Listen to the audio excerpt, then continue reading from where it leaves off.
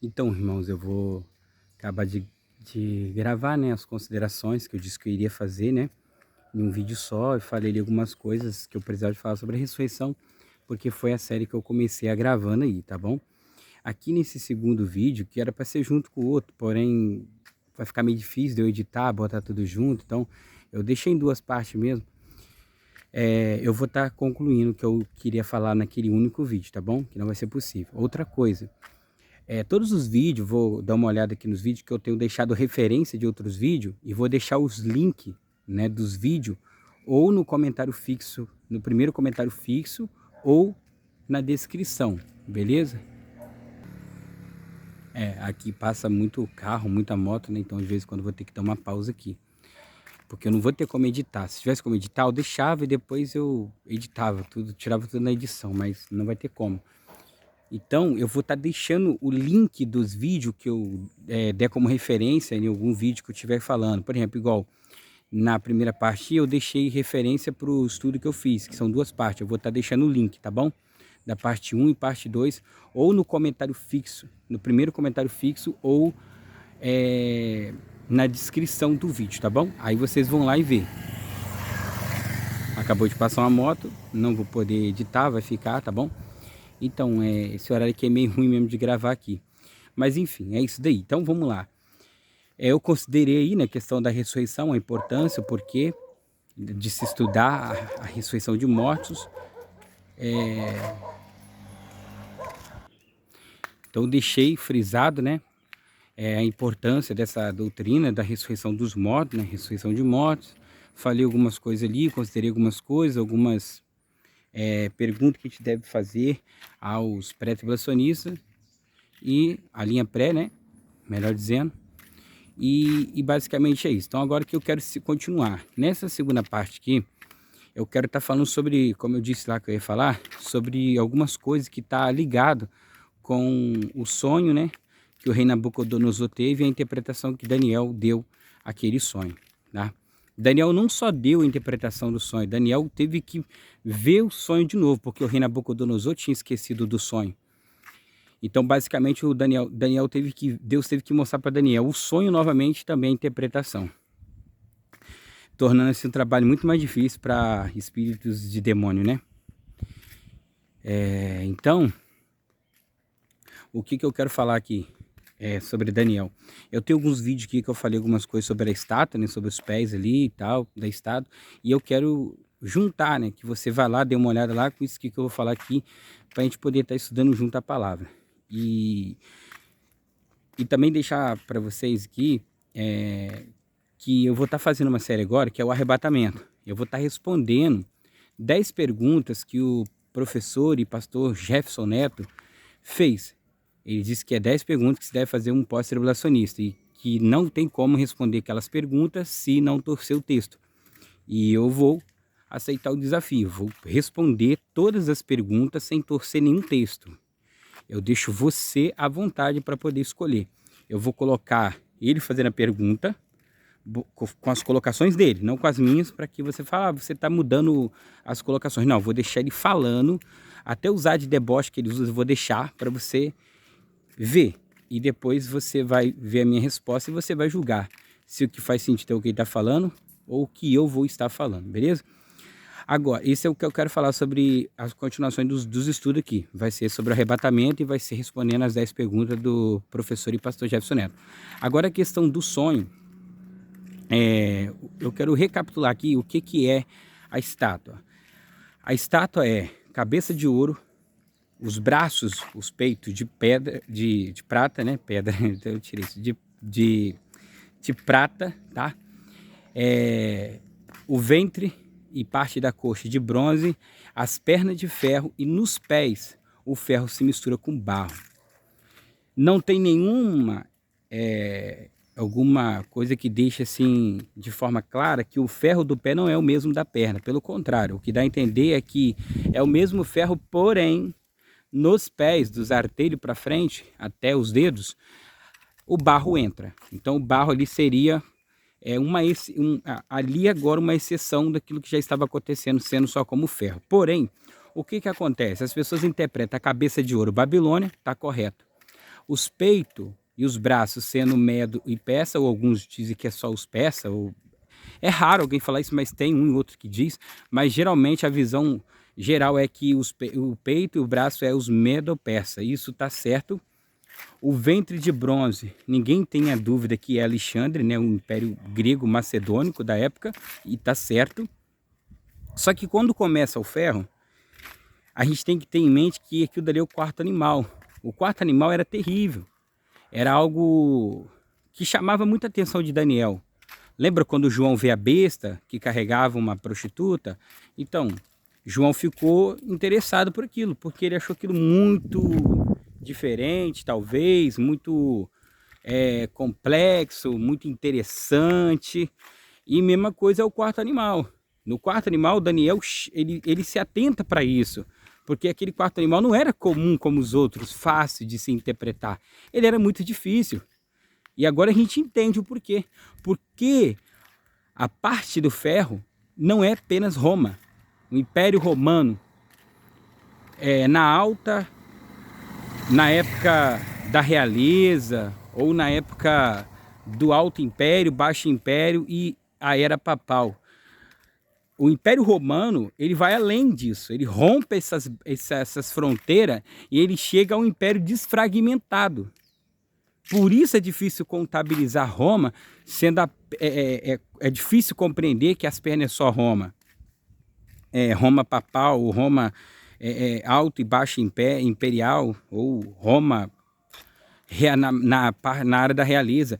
Se bem que na época da realeza, Roma não dominava aquela parte oriental, aonde está basicamente ali Israel, tá? Na época da realeza, Roma era mais ocidental, não era... Já estava se querendo, né, evoluir ali para o Oriente, mas ainda não era algo tão nítido como acontece na época imperial. Na época imperial, você vê imperadores governando de Roma sobre Israel, sobre aquelas regiões ali, entende? Aonde era também, por algum momento foi, né, dominado pelo Império Babilônico, Império Grego Macedônico, os assírios, né? O Império Romano também chega ali, né? Babilônia também teve ali dominando aquela área oriental. Então Roma vai ali agora. Roma, ele aparece, o Império Romano, basicamente no seu começo, melhor dizendo, da era imperial. Ele chega destruindo o então atual império que estava dominando ali, que era o Império Império Macedônico, né, o grego macedônico de Alexandre, que já estava desfragmentado nos seus generais, né, os seus 4 generais. Esqueci agora o nome deles, mas 2 eu lembro, né, o Seleuco e Ptolomeu, se eu não me engano é Lisímaco e Cassino, sei lá, alguma coisa assim. Eu não me lembro agora o nome, tá? São esses 4 generais. Porém, o foco de Daniel está em Ptolomeu e Seleuco. E Seleuco, ele tem posteriormente à frente, seu descendente Antíoco Epifânio, ou Antíoco Epífanes. Um homem comparado com um chifre pequeno. Na verdade, Deus até usou ele para uma profecia. Tá? Por isso que algumas pessoas variam interpretar Daniel 11, falam que já aconteceu, e que Antíoco Epífanes era o anticristo, e aí faz aquela porcariada com a palavra que a gente vê, ignora um monte de texto, torce um monte de coisa, só para poder afirmar aquilo ali. E na verdade não é. Então Roma chega ali, naquela época ali, período Macabeu, também chamado de período Macabeu. E aí Roma começa a despontar ali no Ocidente já, dominando do Ocidente para o Oriente. Então ali começa o seu alto império. Aí você sabe, né? Veio só imperadores bravos. Dentre eles, o pior talvez, Nero. No império desse aí os cristãos foram massacrados. Massacrados. Mas o que eu quero falar? Então o Império Romano, ele entra ali no ferro. é o ferro, né? É uma era, na verdade não é o Império Romano, porque o Império Romano já existia. O Império Romano já existia antes de acabar o Império Grego-Macedônico. Quando o Império Romano chega ao poder no Oriente, o Império Romano já tinha 500 anos de existência. Surgiu lá em Roma, com Rômulo e Remo, acho que era o nome dos dois irmãos, né? Entende? Então, assim, as Penas de Ferro não é Roma, não é Roma, é um período. É um período esse que Roma entra ali. Aí Roma vai se desfragmentar, vai virar os bárbaros. Aí você tem, depois de Roma, por exemplo, só para recapitular. Você tem Roma ali, dominando o Oriente e o Ocidente ali. Beleza, perna direita, perna esquerda. Fecha a conta, tá certinho. Quando chega no ano 700, se eu não me engano, depois de Cristo, o Império Ocidental Romano, ele vai se desfragmentar. Ele vai deixar de existir, isso já estava no seu, já tinha passado seu baixo império, já estava na era papal, já estava passando a era papal. Aí surge os bárbaros, um império muito que se destaca bastante ali, talvez não muito, mas se destacou bastante ali, é o Império Carolígio. Eram os bárbaros, ali no Ocidente. Só que lá no Oriente, o Império Romano ainda continuava. Depois como é que eu posso dizer? Virou bizantino, né? Império Bizantino, por causa de Constantino. Aquela questão toda lá, Constantinopla, papapá. Mas só que aquele império ainda estava lá. Sofreu algumas mudanças, mas ainda estava lá.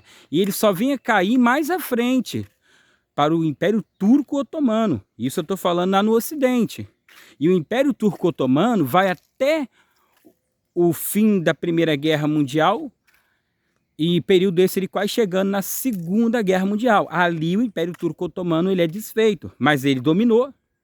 Só que enquanto na Roma Oriental o Império Turco-Otomano tinha desbancado o Império Bizantino e tinha dominado, cá no Oriente, cá no Ocidente, perdão, Roma já tinha se desfragmentado para os bárbaros há muito tempo, entende? Bom, Roma já tinha se desfragmentado para o Império, para os bárbaros há muito tempo. E aí o que a gente entende? Então, o quarto animal era terrível por quê? Porque não era só Roma. Se você olhar só para Roma, o Império Romano, a era principalmente imperial e papal, você vai errar. A conta não vai fechar. Porque isso não vai fechar nunca. Porque lá no Ocidente não está funcionando assim. Aí muito fácil, acabou o Império Romano aqui, agora já é os pés. Calma aí, que doideira é essa? Só que aquele Império Romano acaba ali no Oriente, no Ocidente, mas no Oriente não, continua o Império Bizantino. Ou melhor ainda, o Império Bizantino é dividido como quando o Império Romano ainda existia. Entendeu? Na era imperial, já era Baixo Império, sim. Se eu não me engano, já era Baixo Império. Mas Roma se divide ali. Ali, Constantinopla, antiga Bizâncio, ali, Constantino, aquela questão toda, que vai acontecer mais à frente. Ali o reino está dividido, ali já não é mais o Império Romano de Roma Ocidental, hoje é o Império Romano Oriental. Mas foi o Império Bizantino, é conhecido como um período do Império Bizantino. E vai cair mais à frente para os turcos otomanos. Os árabes, extremistas, radicais, do Islã, que vive decapitando cristão pelo mundo afora aí. Isso não te lembra nada. Não te lembra nada, né? Então, ali sim. Aí quando chega a Primeira e a Segunda Guerra Mundial, o que acontece com a Primeira e a Segunda Guerra Mundial? Eu vou generalizar, tá? Não vou marcar ponta a ponta aqui. Não estou dizendo que é na Primeira ou na Segunda. É naquele período ali. Um pouco antes, no meio e um pouco depois da Primeira e Segunda Guerra Mundial. Ali você tem todos esses reinos desfeitos agora. Por exemplo, a antiga União Soviética deixa de existir. Com o nome, né? Antiga União Soviética. Ali você vai ter algumas coisas agora mudando na parte geográfica da coisa. No âmbito profético, a profecia ela vai abranger a parte geográfica e histórica. A parte histórica está acontecendo de forma que a parte geográfica está sofrendo algumas alterações. E a gente tinha que considerar isso hoje no nosso tempo. Talvez para quem vivia naquela época era um pouco difícil de considerar. Mas hoje nós temos o avanço da tecnologia, nós podemos ir no Google. O Google tem as datas praticamente todas corretas. É claro que pode ter alguma divergência de dias, meses, talvez anos, mas é algo bem quase que preciso.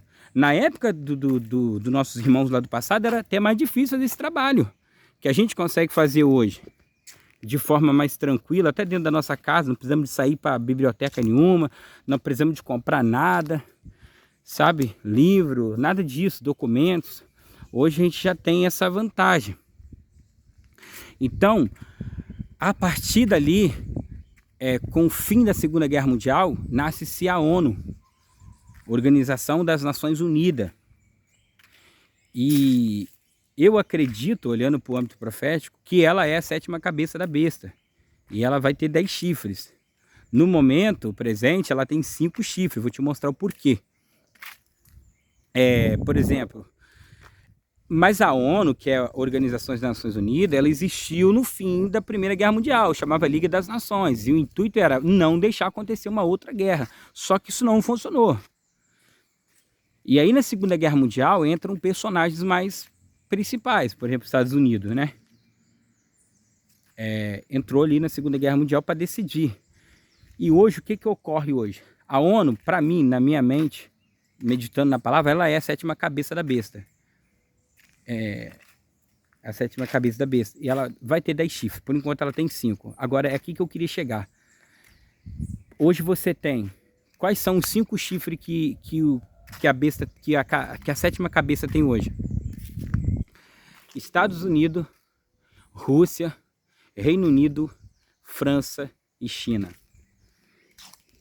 Note para um detalhe que eu quero deixar frisado para vocês.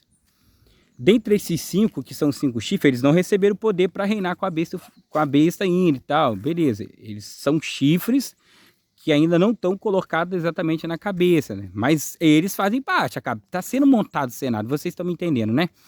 Então, assim, note que quando você vai olhar para esses 5 países, eles têm umas coisas muito interessantes a se observar neles, tá? Primeiro, Estados Unidos, Reino Unido e França, eles apoiam a existência de Israel, também apoiam que o Estado palestino deve ter seu direito também. Porém, a Rússia e o Irã, a Rússia e a China, eles não são tão concretos. Vou te dar um exemplo. Teve uma votação, você pode pesquisar no Google aí, na guerra agora do Hamas contra Israel. Se eu não me engano, deve ter um mês mais ou menos essa notícia que eu vi lá na internet. Teve uma votação de cessar fogo.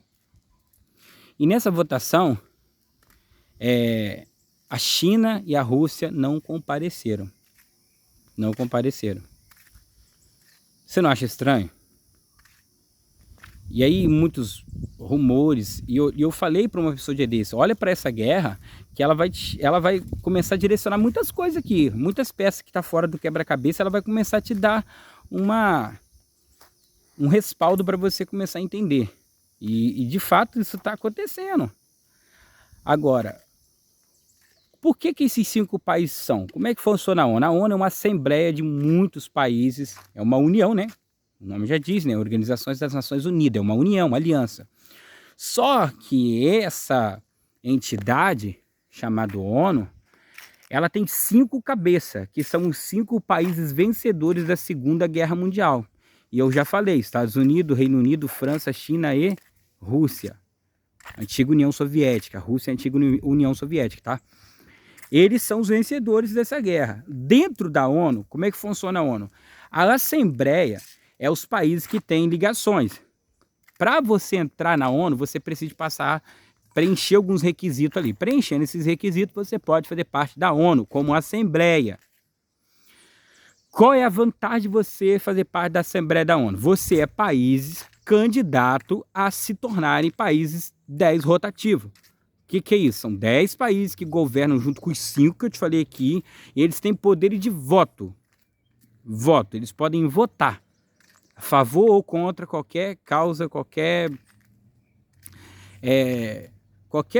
tese que se levantar ali, qualquer coisa que se levantar ali para debater. Eles têm poder de voto, enquanto a Assembleia no geral não tem. Aí essa Assembleia no geral, eles têm que obedecer o que for decidido pela ONU, senão eles vão sofrer algumas punições. Vai ser cortado transações, não sei se a palavra certa seria transações, né? questão de importação, comprar, vender. Deve ser por isso que a China também não é tão clara e objetiva, tão sucinta nas suas decisões, a Rússia também, porque eles precisam de ter esse mercado para eles se auto-sobreviverem. E aí a ONU castiga assim. Então, fazer parte da Assembleia da ONU te dá esse direito, apenas de estar ali sendo candidato, de estar entre os 10 rotativos. Esses 10 rotativos só pode votar. Agora, esses 5 que eu te falei que são cabeça atualmente, que são os vencedores da Segunda Guerra Mundial, eles têm poderes de voto e de veto. O que seria isso? Eles podem votar e anular o voto. Entendeu? Eu posso anular o voto. Tipo assim, eu sou o presidente dos Estados Unidos. A Rússia votou, todo mundo votou lá. Eu vou lá e veto. Entendeu?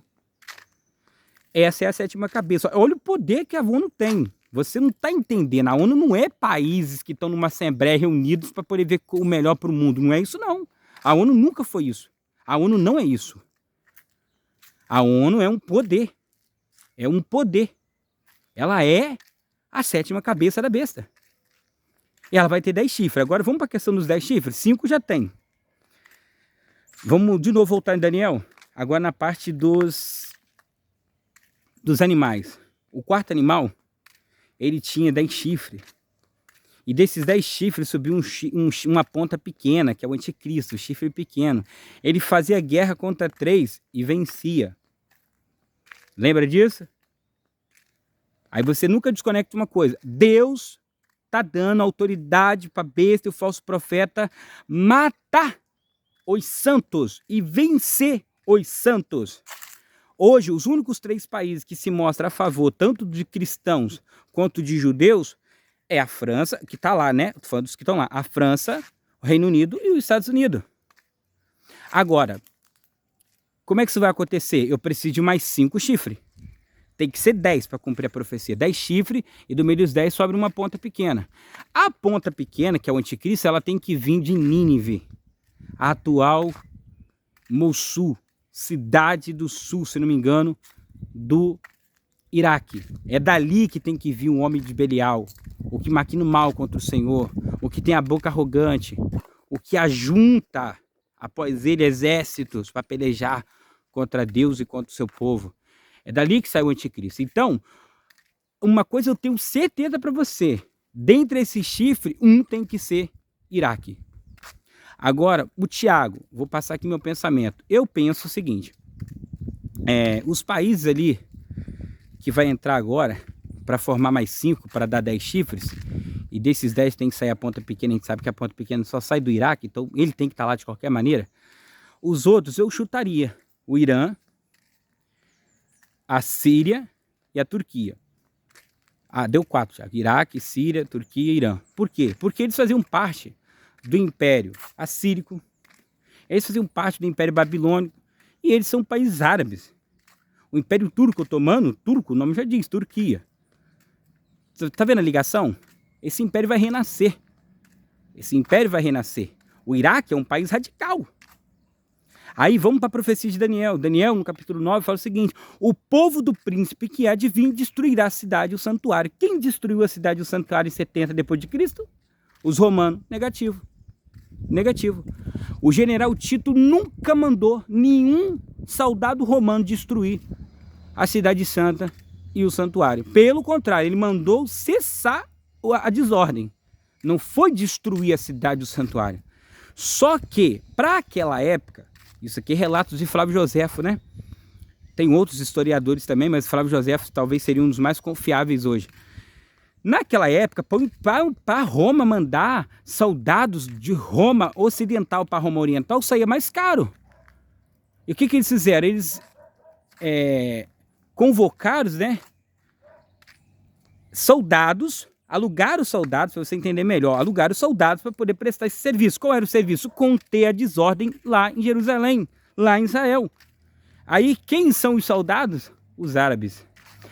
Flávio Joséfo chega a dizer que eram legiões, né, de exércitos. Era praticamente 95% árabe. E o homem que joga uma tocha e que incendeu o santuário, ele era um árabe.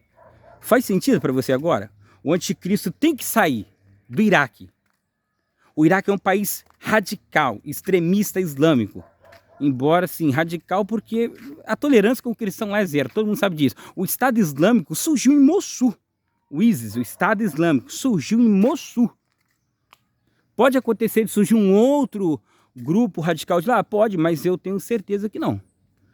O Estado Islâmico hoje está desfragmentado, está fraco? Tá, mas ele vai voltar a ser forte.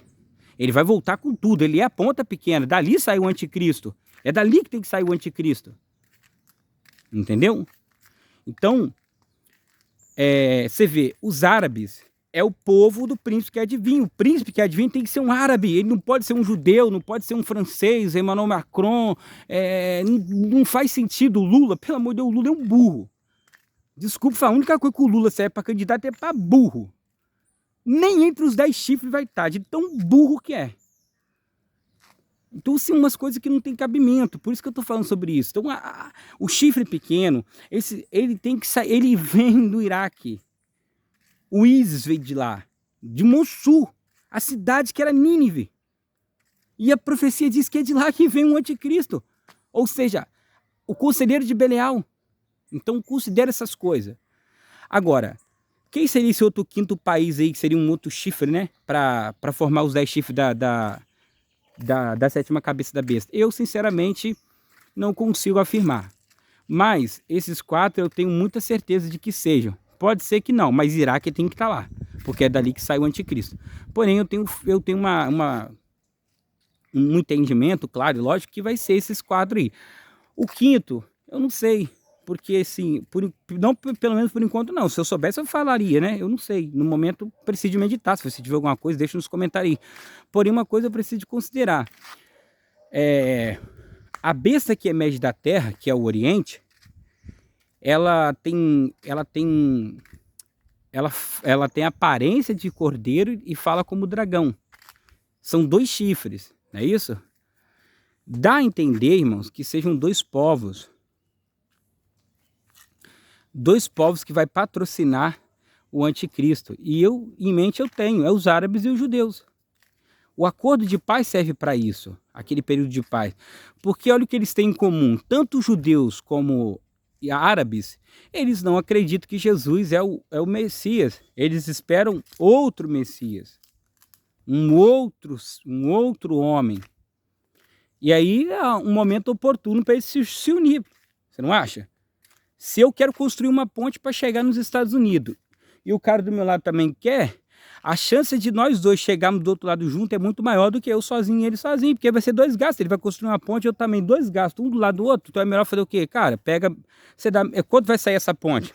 Vai sair 1 milhão para cada um, eu dou meio milhão, você dá meio milhão, você fica com meio milhão, eu fico com meio milhão, nós dois chegamos do outro lado. Não ficou mais fácil assim? Esse é o pensamento também, que vai estar na mente deles, tenho certeza. Então, os povos semitas, ou seja, aqueles que descendem de uma fé em Abraão, eles vão estar unidos. Até os cristãos vão entrar nessa dança. Pode ter certeza disso. Não chega a dizer que eles vão acreditar que Jesus vai anular que Jesus veio, que precisa de Jesus vir, não, mas eles vão achar que é a vinda de Jesus mesmo. Assim, eles vão esperar Jesus não como deveria esperar, mas de forma envolvido pela apostasia, talvez, entendeu? Então eu espero que esse vídeo também possa somar de alguma maneira aí, para você calcular aí o mistério aí da estátua. É o que eu queria passar para vocês. Então, até os próximos vídeos. Medite nessas coisas. Se eu falei alguma coisa aqui, por causa da correria, você pode corrigir aí, que às vezes a gente acaba falando alguma coisa errada, sabe? O pensamento não era aquele, mas por causa da correria, por exemplo, eu comecei a gravar em casa, tive que terminar aqui na estrada. Aqui passa carro, agora deu uma maneirada. Mas é que eu vim para cá já era 11 e pouco, é hora de almoço, a gente passando para lá e para cá. Então é isso, eu espero que vocês possam ser iluminados pela palavra de Deus, por aquilo que eu tenho buscado de Deus, né? Entender sobre a profecia, sobre as profecias, tenho meditado. Sabe de tudo, Thiago? Não, estou aprendendo e quero aprender com vocês para que a gente possa ter uma visão maior. Então, comente mesmo, deixe nos comentários. considerações, implicações, aplicações, isso tudo ajuda, não só a mim, mas ajuda outras pessoas também. Às vezes a pessoa tem vergonha de fazer a pergunta, você vai e faz uma pergunta que é a mesma que a pessoa queria fazer. Ou pessoas que não têm muita habilidade com o YouTube. Por exemplo, tem pessoas que vão assistir o YouTube, assiste lá naquela página que abre pelo Facebook, e aquela página não dá capacidade de você comentar, curtir, tem que logar. E aí nem todo mundo sabe fazer login, entendeu? Então assim, faça lá as perguntas e tal, ajuda aí o canal, tá bom? Então se inscreva no canal se você não é inscrito, se você já é inscrito, te agradeço. Deixe o seu joinha aí, até os próximos vídeos e graça e paz de Cristo a todos.